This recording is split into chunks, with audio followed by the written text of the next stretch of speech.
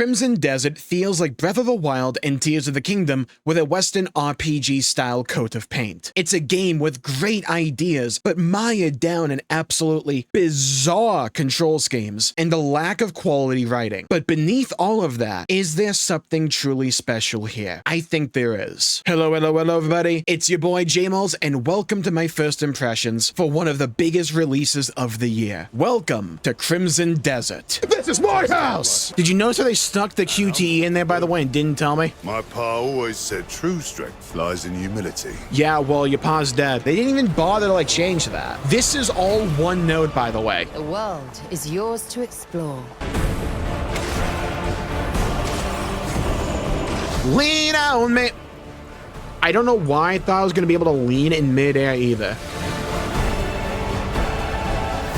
This patch was a game changer. Wait, what is this? And when that spark is lit, you just end up wanting to play the game even more. I'm like a candy wrapper in an updraft. Far and away, one of my biggest pet peeves with the game is whenever you start the game back up or you load a save, you have to go through this awkwardly long loading screen. It is the year 2026. Yeah, this looks cool the first time you see it, but every time I try to play the game, having to wait for this to go by just doesn't feel good. It's slow and sluggish, and I don't know why this is here. Rather, it's still going on, I might add. We're still going. We're walking at the slowest pace known to man. Again, it looks cool. Can we just start the game though? We've had an interesting turn of events. In between the time I originally made this video and minutes before I was set to upload it, Crimson Desert released a patch. That patch would be patch 1.00.03. Quite frankly, this patch was a game changer. And as you can see, it changed quite a bit. But to me, the most important stuff is found right here. And the patch still keeps going. There were a lot of changes here. Again, we are still going. Okay, now we're at the end. But right here, originally in my first impressions, I was going to talk about how the controls in this game were unintuitive and, quite frankly, largely poorly designed. In a lot of ways, it felt like they were trying to reinvent the wheel, but just ended up proving why the wheel existed in its current state. Now, a lot of my critiques in that department still hold true, but the main thing they fixed here is overall responsiveness. Jumping in Crimson Desert feels so much better. Now when I'm actually sprinting and I hit the jump button, my guy actually jumps. I couldn't say that before. Combat feels so much more smooth. When I press a button, my guy does that button input. I know that sounds basic, but when you have awkward and unintuitive controls on top of unresponsive gameplay, it's a recipe for disaster. And should the game have launched like it did? Absolutely not. But we're here now. And right after they uploaded that patch, I streamed Crimson Desert. And in that stream, the game finally hooked me. And while a lot of my original critiques with Crimson Desert still hold true, now the game has positioned itself in such a way where it allows the good points that exist in the game to shine and not be completely sanded down and brought down by these weird design choices and unresponsive gameplay. Now it's just the weird design choices. That is a far better state. And I think, well, yes, the controls in Crimson Desert take a while to get used to. If you're willing to adapt, I do think to some degree you can get used to it. And when it all finally clicks, it's a very satisfying game experience, largely because of the combat.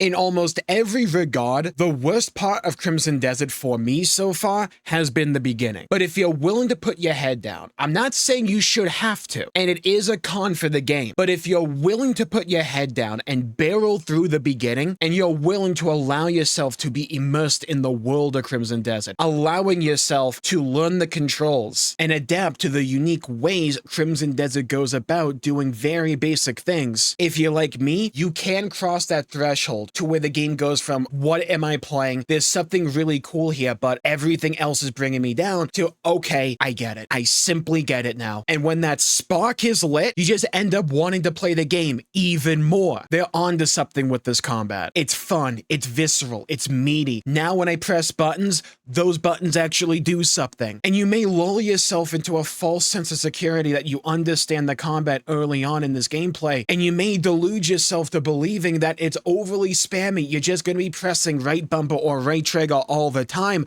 And then, like I said before, if you're willing to allow yourself to learn the intricacies of Crimson Desert, you learn there's far more to this game than just simply bashing the right bumper button. The game has various combos that you unlock over the course of your game. You learn to swap between a sword and shield and a two-handed sword. And then you learn, oh, we can be Bruce Lee here. We can go for full unarmed combat and just start punching things. You can go for lariats. You can go for leg sweeps. You can go for drop kicks, force palms, front kicks, takedown, throws. It's far more in-depth than the initial few hours would lead you to believe it is. And I've done 2 story mode boss fights so far, and they've both been pretty dang fun. Simple, don't get me wrong, but fun nonetheless. Both of these fights had a good atmosphere about them. The boss did readily apparent things I could learn and react to, and defeating those bosses felt satisfying to me. Even if sometimes when you hit like 0 HP in a boss, it doesn't actually kill the guy, which is a little bit weird. That's something I could probably address in the future, but still, regardless, overall, it's a good time. Is it still annoying that things like down on the D-pad on my controller is the lock-on button? Absolutely. There's a bunch of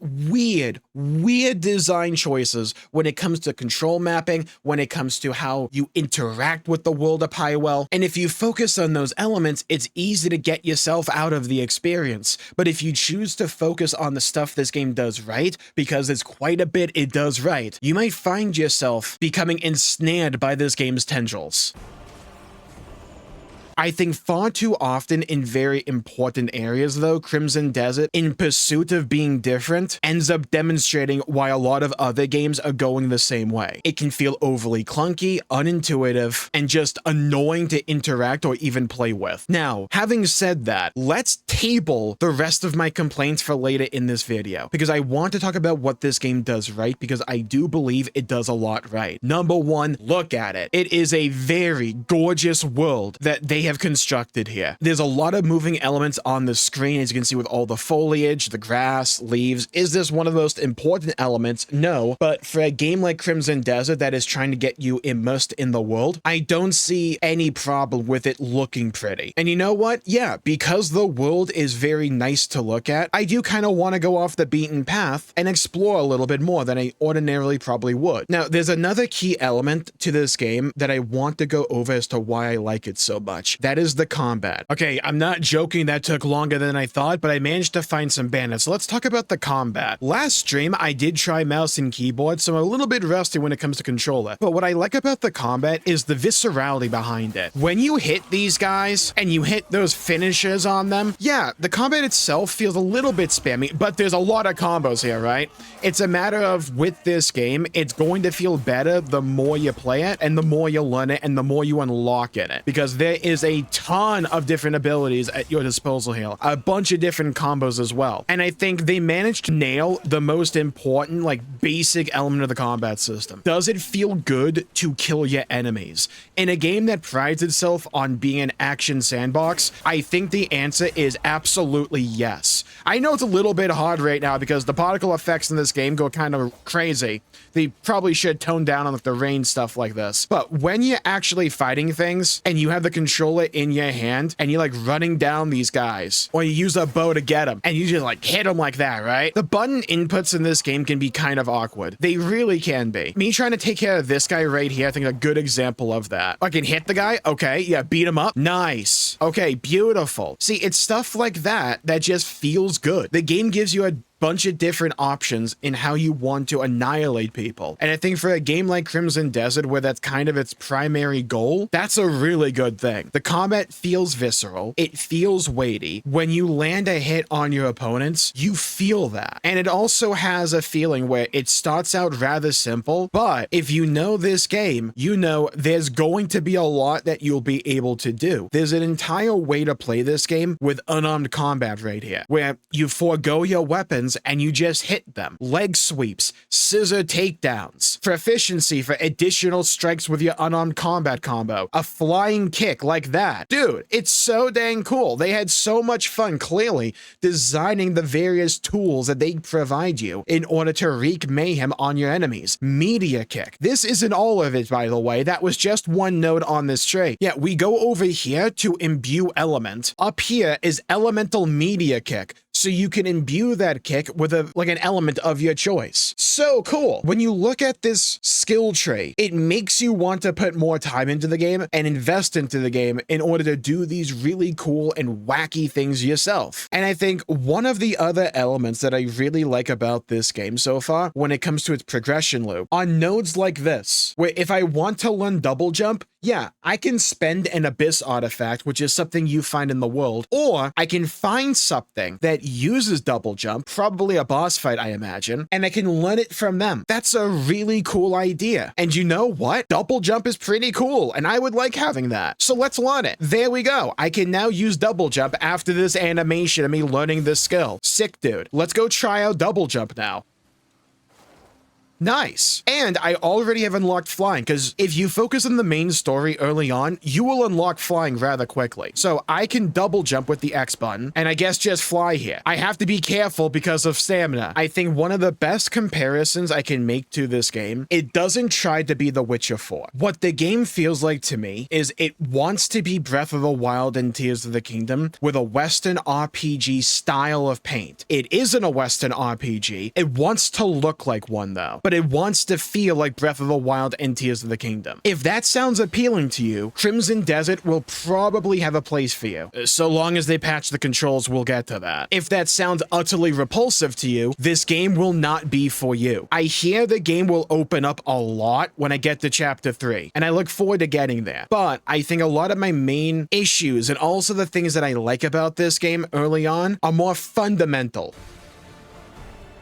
There's another element to Crimson Desert that I think it really excels at, and that is the exploration. I'm not saying that there aren't large swaths of the world that feel largely empty, but what I think the game really excels at is guiding you to the things that are worth exploring and interacting with. What do I mean by this? This is the map of Crimson Desert as it's available to me right now. You can see a lot of icons on this map, and they mean different things. This giant question mark tells me within this area there is some kind of secret. These question marks I tend to find are like NPC vendors that I haven't unlocked yet, and these abyss crescents are the items that I use to unlock new skills, but after finding them in the world, the little monolith or plinth that I got that item from becomes a fast travel node. If I'm like, wow, there's a lot of empty space from where I'm at right now to maybe where I want to be, where all my stuff is over here, I could either walk it, I could either get on my horse, I could fast travel up to the abyss, which is like, you know the Sky Islands in Tears of the Kingdom? They're basically here, and I could fly down, or I can just choose to teleport with the abyss crescent. It's the Y button. Yeah, teleport to this location, and it's fast travel. A lot of conversation I am finding on the internet surrounding Crimson Desert is that it is anti-yellow paint. It doesn't hold the player's hand. Playing it for myself, it holds your hand in different ways. It doesn't have yellow paint telling you this is the exact path you should go. Like I said, this game feels very similar to Breath of the Wild and Tears of the Kingdom. You have a stamina bar, you can climb basically anything. The game doesn't need to put yellow paint everywhere when you can just traverse everything. But the game a lot of the times will just tell you generally what you have to do or what you probably should do. That is including puzzles. At least the puzzles that I have done so far in this game in the main story. Hey, there's two of me now. This is a very famous example of a puzzle that's going around for Crimson Desert. It's like the first main one that's thrown to you. You're up in the sky and you have this diamond-like area. This puzzle, throughout the entire course of it, basically tells you what to do. Right here, remove the wall blocking the floor. Okay, how do I do that? Well, right over there, it says move the floating power cord to the deactivated lantern. So you use this game's version of basically Ultra Hand to move this thing so it's touching this thing to mirror this setup. Then you take this doodad and put it on the wall where there's like a digitized version of it basically telling you this is where it goes. And then right here, you learn a new skill, Horse Palm. You gather energy into your palm and then you release it in a powerful strike. Very simple, right? It is. Then you just punch the thing you just placed there and that activates activates the main puzzle, which activates the circular area right here. And like I said, the game basically walks you through the puzzle. Right here, hang on to the middle of the powered device, then activate it with forced palm. Then all you have to do is look around for this one piece of the wall where you can actually climb up and get out of that hole. Then you run to the thing that it just highlighted for you. You jump onto it, climb it, and then all you do is you use the ability you just unlocked to hit the thing. It spins for a bit, and there you go. Puzzle solved. I'm not saying that later on the game may have more hands-off puzzles. What I am saying is this game isn't afraid to guide you in the right direction.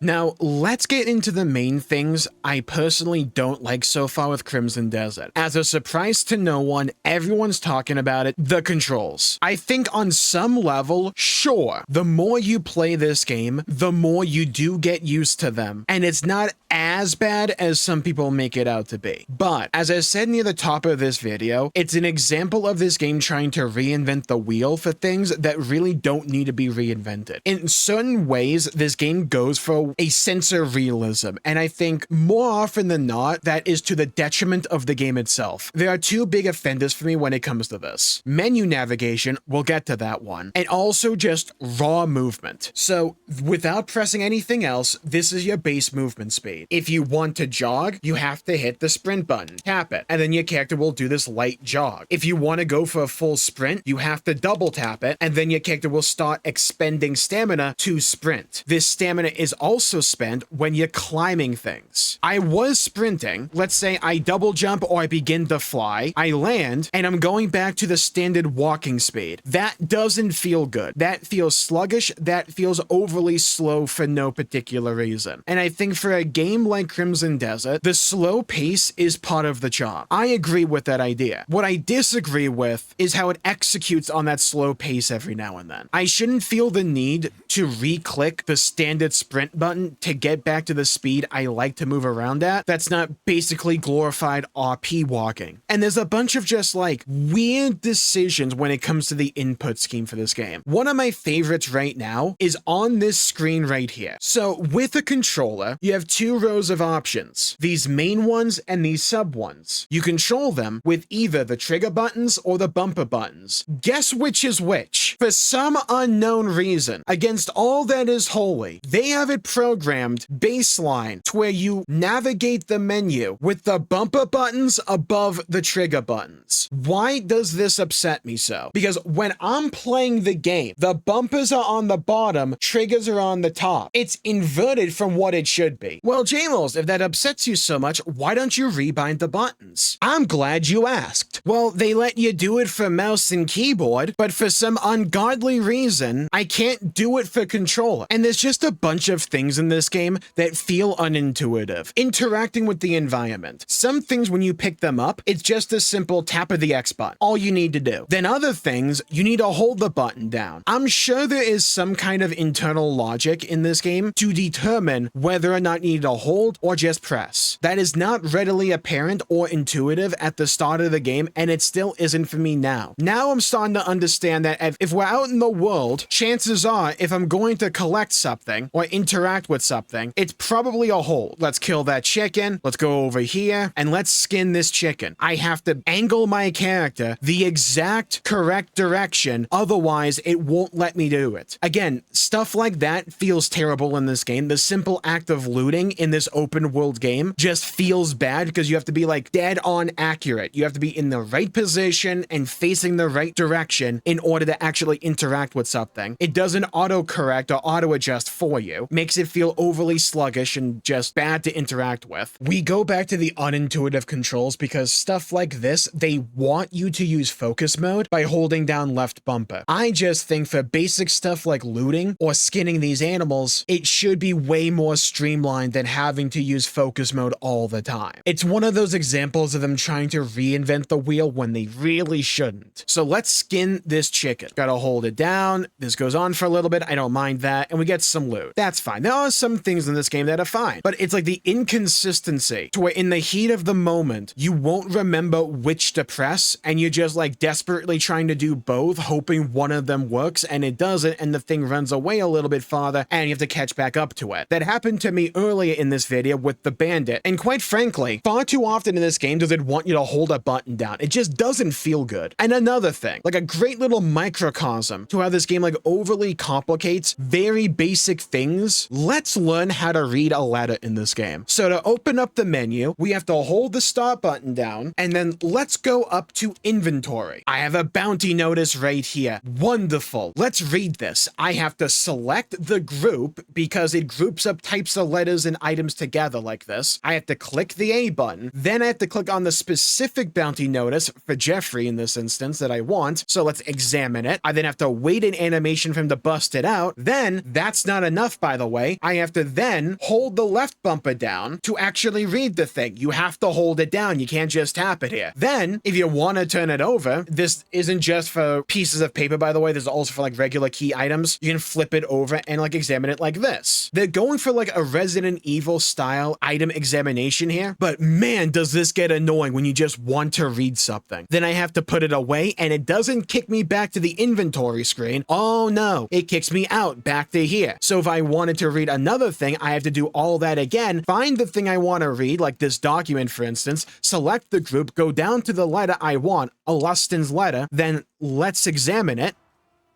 Wait for this animation again. Now I can actually examine and read the thing. Let's turn it over. It's an interesting idea. It's just far too many button inputs are involved in this process. And like that type of design is everywhere in this game.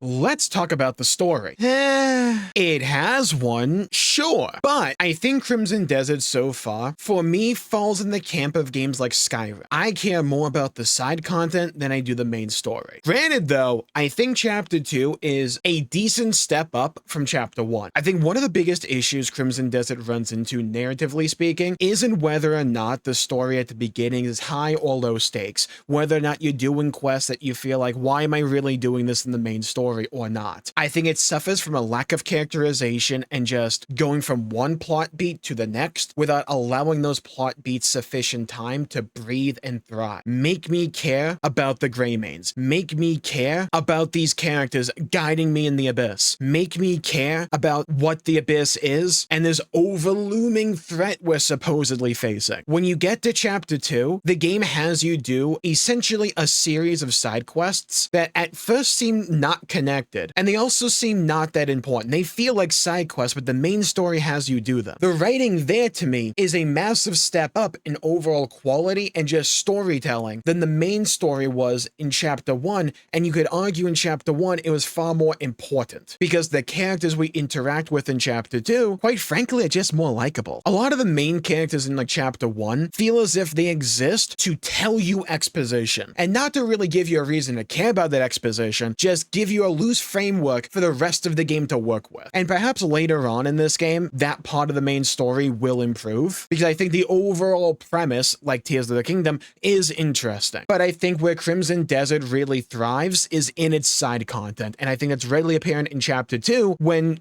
they kind of ask you to do side quests as part of the main story. I don't personally mind doing lower stake quests, and honestly, it's kind of refreshing just kind of feeling like an adventurer. Yeah, we have an overarching objective, don't get me wrong, but a lot of the things you do in Chapters 1 and 2, maybe it won't for others, but for me, makes you feel like an adventurer. I kind of like it. Could it be better? Yeah, absolutely. But do I think it's like abysmally bad? No. It's just when we're in an era where it seems like a lot of online discussion for stories and like anime and games and movies overall are largely focused on these big plot points and going from one plot point to the next and big like hype moments and aura farming, a story that is willing to take its time and allow itself to be very slow, arguably a little bit too slow, but still runs counter to a lot of that. And when you have a game like Crimson Desert that in a lot of ways feels as if it's targeting a very particular audience, but with the marketing, it ended up getting a lot of mainstream publicity and a lot of general audience eyes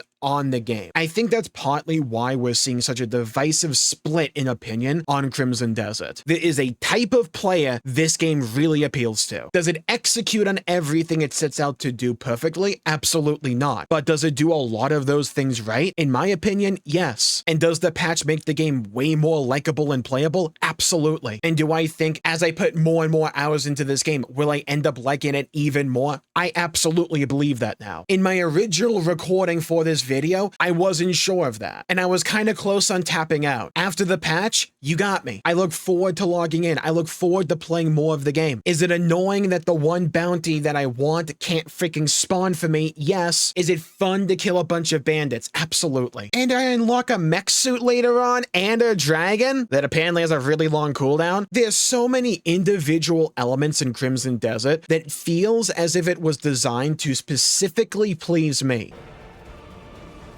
I think there is something really great beneath all this muck and mire. And I really dislike this trend of games just coming out with a bunch of issues that should have been readily apparent and obvious to anyone that playtested this. Or it was, and they reported that feedback and it just wasn't fixed before the game went live. I'm really not a fan of this trend, but here's where you come in. Leave a comment down below with your thoughts, your opinions on Crimson Desert. Have you played the game yet? Do you love it? Have you dropped it? Are you considering the game? Why or why not? I would love to hear your thoughts, hear your opinions, and hear your perspectives in the comments down below. And while you're down there, please leave a like and subscribe. It really helps the channel out and helps support future content, and I greatly appreciate it because we have a lot of games upcoming, people. We got Pragmata. I'm playing Chrono Trigger for the first time on stream. We have more Crimson Desert. We have a lot of great stuff. Speaking of great stuff, it is the Steam Spring Sale, people. You want savings? Of course you do. Let them rain from the heavens. Here are my top picks for what you should be on the lookout for at this Steam Spring Sale. Want to find out more? Check them out right here. Thank you all for tuning in. Stay safe. Have a great day, and I'll see you all next time. Bye-bye, everybody. Until we meet again.